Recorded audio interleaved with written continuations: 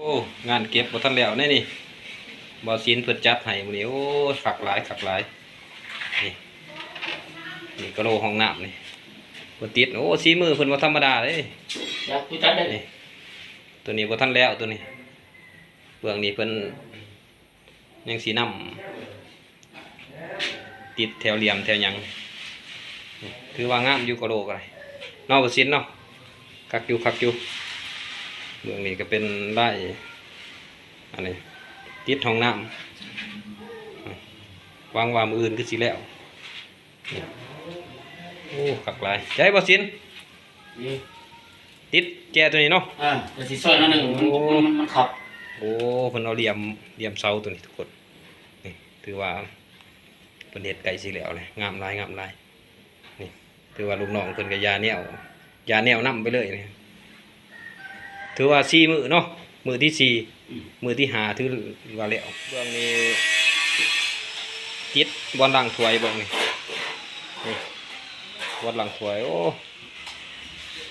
ถือว่ากะโหลกาคิตติคักหลายสร้างขวนมาติดเบื้องนี้เบื้องนี้เอากาปลาเบื้อง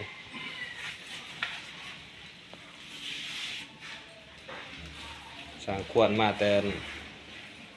บ้านเจียงไส้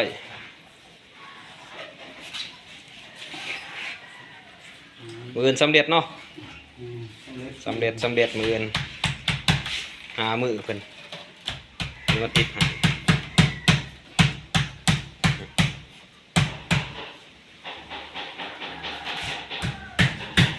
เพราะว่าเพิ่นติดหลายเติบเลยนี่แม่นหมดนี่เพิ่นติดตัวนี้กันแม่นหมดถึงหอดถูกถือว่าอยู่ในห้องตัวนี้ก็แม่นเห็นคักอยู่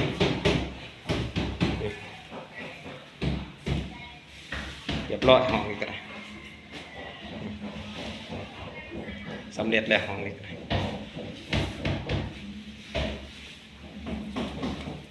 ออกมาเป็นห้องน้ำหมอศิลป์เพิ่นจัดให้โอ้คักแมตเท่าไรปกติตัวเอาคันกะโหลนะ60นี่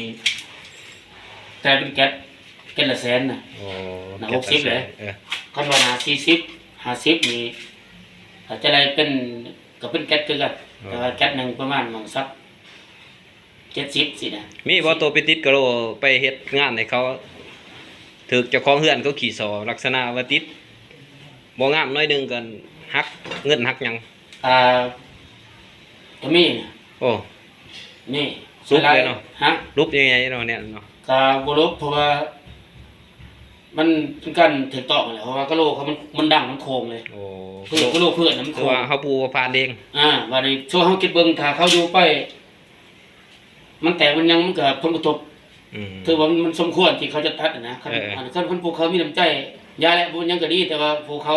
อยากให้อาจจะไปบ่จะข่อยเสียหายต้องตัดก็ถือว่าเป็นการ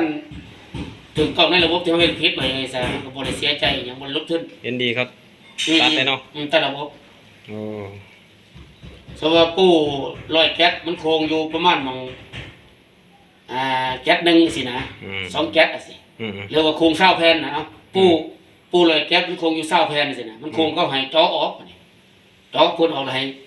จะซื้อมันปูให้ข่อยใหม่เขาซอยนั้นทีแรกบัดนี้เมียเรามาเห็นพอสุดท้ายมีแต่ผัวหรอกมาจุกจิกเหมือนเมียมาเห็นโอ้ยต้นแล้วต้นโคงหักเงินเอาซะแบบบ่แกมันยากให้แกเสายักมาหือมันยังมันเทพ้องยังนักอ่ะก็เลยตัดเงินเอาบัดถ้ามันรู้ยังสุดหนา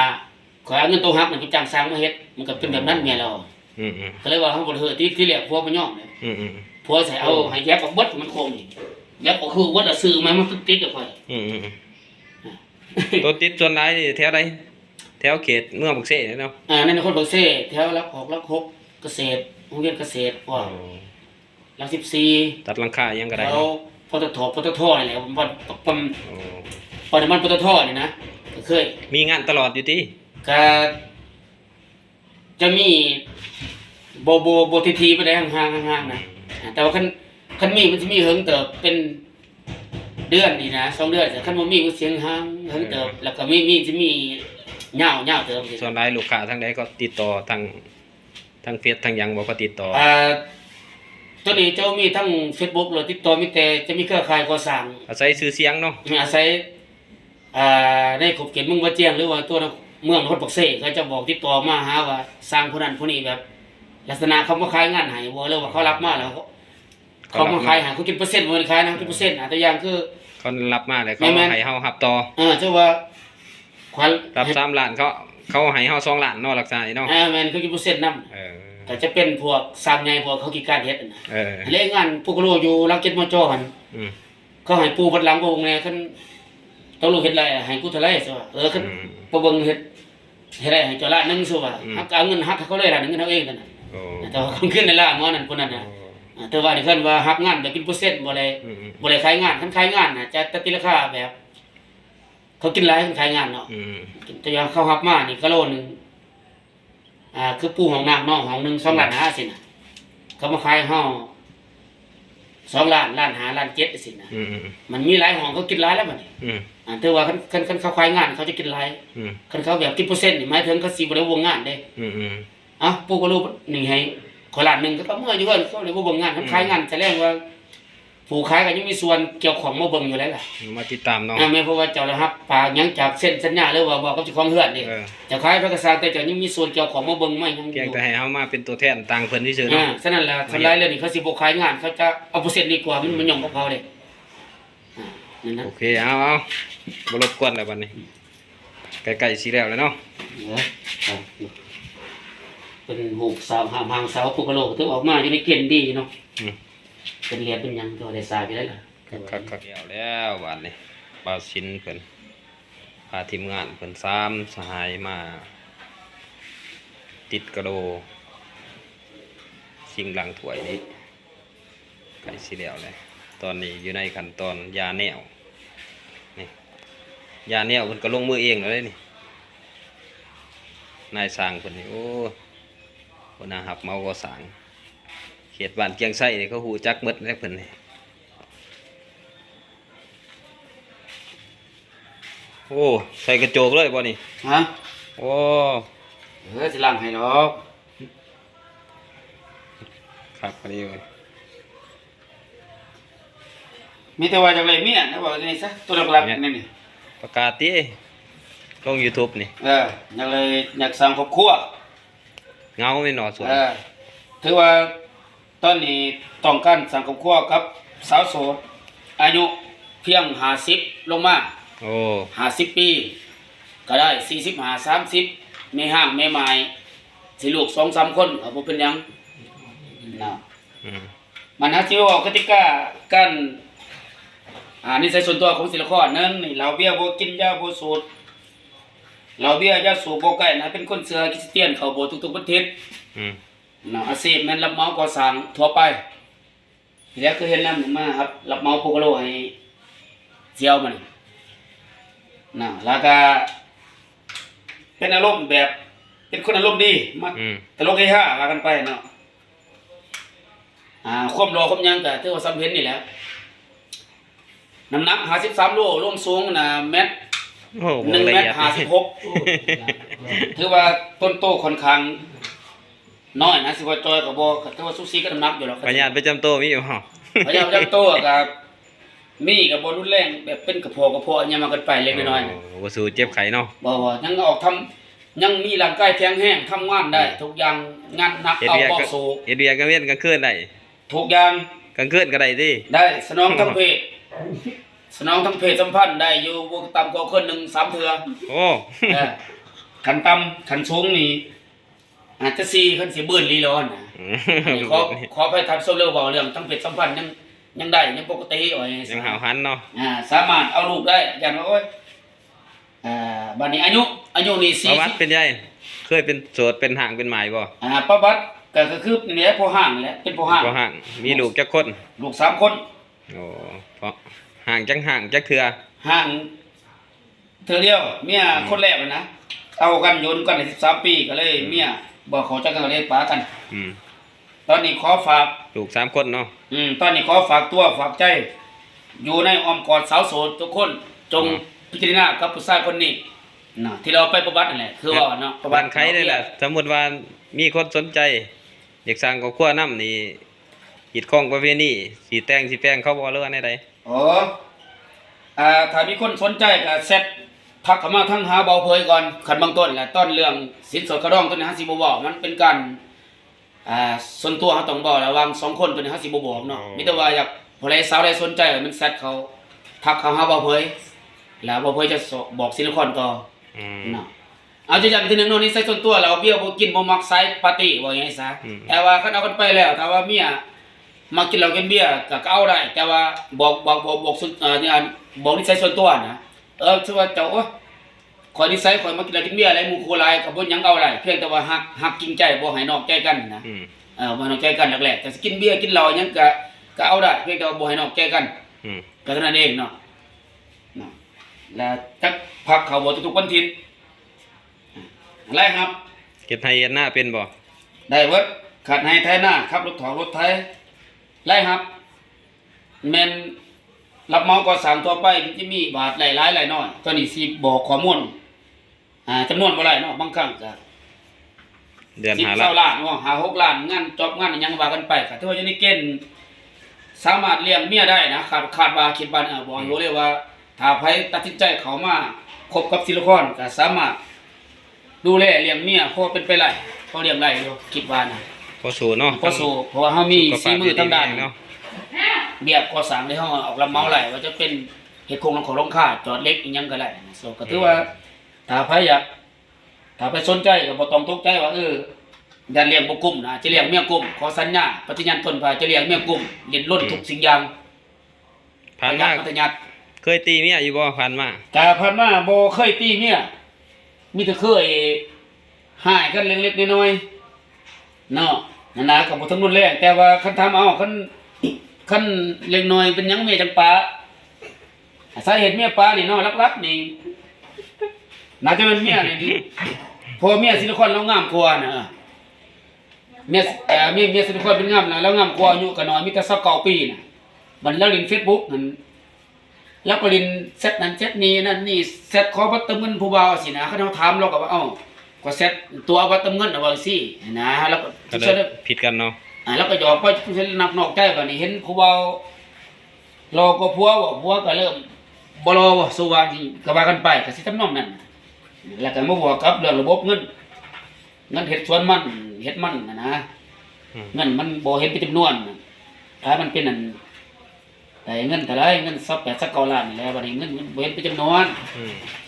ก็เลยเมียบ่พอใจว่าเฮารับเงินไปให้แม่ให้หยังบ่หยังว่ากันไป อันนั้นเรื่อง ระบบเงินเรื่องระบบเงินนั่นมาบวกเขานำ ปัญหาที่ คนรีด แตกแย ปาก กัน เบื้องตะกี้เนาะ ก็มีสาเหตุ ปั อ ญ ยู่ หา เนาะ เก่า ปัญหาหลักๆก็คือเมียลิน Facebook นี่เซตนั้นเซตนี้เซตนั้นเซตนี้ล่มผู้บอกผู้เอาล่มดินแล้วว่าขอยล่มผู้บ่าวดินไปซื้อข่อยตัวเงินน้ำบัตรเติมเงินน้ำเขาแล้วว่าสินะเมียข่อยแล้วเป็นคนมักแนวนั้นน่ะ ปัจจุบันนี้เป็นจังไดเมียเนาะ ไปย่านนี่มันจะเลยเมีย โอ้มันเข้าสู่ฤดูหนาวเลยเด้ อยากได้ ตอน เมี นี้ ยอยากได้เมียเขียดได้ อยากเลยเมียอยากเลยเมียนี่เขต เขียด อยู่ใน นครปักเสนี่บ่ รวมในแข็งจะประสาทรถเมืองแล้วก็แหละก็เนี่ยบ่ให้ต่างแข็งน่ะ คำตางแข็งเลยไปย่างมาย่างเนาะ บ่เอาเลยพุ่นน่ะ บ่อยากหนี้แต่แข็งโอ้เปิดใจเลยเด้อทุกคนเด้อผู้ใด ได้เลย สนใจดิ ถึงแมันบ่รอก็แต่ว่าจริงใจบ่รอแต่เราใจ อยากได้นายสร้างนี่ไปเป็นครูเป็นข้อง เออ ติดต่อหาว่าเผยได้ ติดต่อหายังแบบเผย สิประสานให้สิเป็นชื่อกลางเด้ เป็นพอ เป็น ซื้อ พอซื้อหายคือว่าได้นายสร้างประจำโตวเลยแล้วได้เนาะได้ไปบ่ผิดหวังแน่นอนทุกคนติดต่อมาเด้อผู้ใดเป็นห่างเป็นหมายหรือว่าบ่ทันมีครูมีข้อง และบอกเพิ่นเว้าอีกบ่นิสัยเราเป็นสันเราเป็นคนเซอร์คริสเตียนไหนเราเบี้ยวบ่กินเลย เนี่ยบ่ให้สาวสนฮู้ว่าหมอนี่เสือคริสเตียนเอาได้บ่เขาโบสถ์ซื่อว่านี่คันเอาบ่ได้ก็บ่เอา บ่ ถ้าว่าผัวสิเข้าโบสถ์เมียสิเข้าวัดก็บ่เป็นหยังนะเพิ่นแน่แบบบ่ปากันนะว่าไงซะ แม่น ว่าไงซะ ผัดเคาะกันเนาะ บ้านเกิดเมืองนอนอยู่ไส บ้านข่อย บ่จิน บ้านเกิดเมืองนอนอยู่บ้านโพโพเมืองปทุมพรไอ้นี่ประสัก มีไอ้น้องจักคน ฮะมีน้องทั้งหมด6 คน โอ้ ยังบ่ทุกคนบ่มีใครตาย โอ้ ผู้หนึงอยู่ประเทศเมียนมามาบ่ได้เนี่ย โอ้ เราเป็นมาบ่ได้เราอยู่นำผัวเราเลยอยู่ประเทศพม่าแล้วเราบ่อยากมาลาวอยู่นำผัวเรา พ่อแม่ยังหมดเนาะ บ่แม่นยังเบิดแต่ว่าปากัน โอ้พ่อแม่เพิ่นแยกทางกัน เธอน้อยๆคน แต่เจ้าจักปี แต่ตอนอยู่15 ปียังบวชอยู่ตอนนั้น โอ้ ยังบวชอยู่เลยบวช3 ปีพ่อแม่ปากันพ่อแม่ปากัน เนี่ยหันถอนเนี่ยหันไฟยังต้องสิ้นถอนนำ เจ้าเคยไปทำงานบ่อยู่กรุงเทพกรุงไทยคือเขา เคยไปทำงานอยู่กรุงเทพก็เคยไป เฮ็ดงานหยังอยู่พุ่น เฮ็ดงานหลายอย่างเสิร์ฟอาหาร โอ้ ล้างรถล้างหยัง ล้างรถก็ ล้า เป็ ง น รถเขามา100กว่าคันตัวแรกคันต้นนี้ไล่เข้าป่าเลย โอ้สู้ ตำรวจ ไว้ ไล่เด้ตอนนั้นพาสปอร์ตมีลักไปไทยเด้ โอ้ ลักกินข้าวอยู่ป่ายังไปแล้ว งานต่างดาว แม่นลักไปในปี2007นี่แหละขามถึงผู้ทงกวางโตเขตย่างขามไปขึ้นรถอยู่พี่ม่วนโอ้ยกับกูตาย ผู้สูงมันสูงขึ้นยังขึ้นหิวเขาวหิวน้ำแน่มันเอ้ามันนี่แหละชีวิตศิลปรดิ้นรนสู่ชีวิต บ่ธรรมดาเนาะ แต่ก็ยังบ่รอดตายมันจะไทยนะแต่ว่าตอนนี้ จักปีไปทำงาน ไปประมาณจัก2-3 เดือนนี่ โอ้ มาไว้นั่งรถนักเลยนะไปมาสัก ก็เลยกลับมาอยู่ลาวขึ้น อืม เอาขั้นทันถามว่าสาวโสดสนใจกับศิลปรก็เซ็ตเขามาหาเบาเผยซะแนวบ่ประวัติส่วนตัวคือว่าสุภาพนั่นแหละ สิเป็นชื่อกลางประสานให้ แม่ เนาะ นถึงเป็นบ่รอแต่ว่า มีความรู้แล้วครอบครัวดีไว้ในสาเป็นคนแบบข่อยมักไปตามแผงไหนคันมีสายก่อสร้างก็ยังข่อยจะไปนอนอยู่เซ่กล้องนอนอาจจะเปิดยังข่อยทั่วก่อสร้างไปเลยป้าเมียอยู่เฮือนนั่นน่ะ แต่ว่านี่พิเศษนี่แม่นนิสัยพิเศษคือเป็นคนมักเว้าหลายเนาะมักเว้าหลายมักเว้าลิ้นเลย แม่นบ่ลิ้นบ่แบบมันมักบ่หลายบ่ลิ้นนะ โอ้เราเบียร์จะบ่กินแต่ไรบ่ยา บ่กิน บ่สูบแต่ไร เออ โอ้เป็นใจจะบ่มักสูบยาบ่มักกินเหล้ากินเบียร์ เพราะว่าเฮาบ่จักมัน มันบ่มักแต่ไรเนาะ เขาว่าเฮาบวชเลยสิครับเป็นนักบวชเลย โอ้ ก็เลยลึกมาเลย ปีหนึงได้กินอยู่บ่เหล้าเบียร์ ก็ที่กินแต่ช่วงสงกรานต์ละไปย่างบ้านเกิดรวมหมู่ครูมารวมสังสรรค์อยู่เฮือนมีกิน โอ้กินแต่ปีใหม่เนาะ แม่นปีใหม่แล้ว อืม ครับ การมีแต่ปีใหม่แล้วเนี่ยบุญออกพรรษายังบ่เกี่ยว กายนี่ก็บ่ได้กินเนาะ บ่เพราะว่าปีใหม่แล้วมันนั่นเอง โอ้คลิปนี้ก็สิจบเพียงเท่านี้แหละทุกคน ผู้ใดสนใจอยากได้บ่ชิ้นไปเป็นครูเป็นข้องก็ติดต่อมาหาบ่เผยเด้อสิประสานให้สิเป็นสื่อกลางสิเป็นสื่อล่มให้บางเทื่อสมหวัง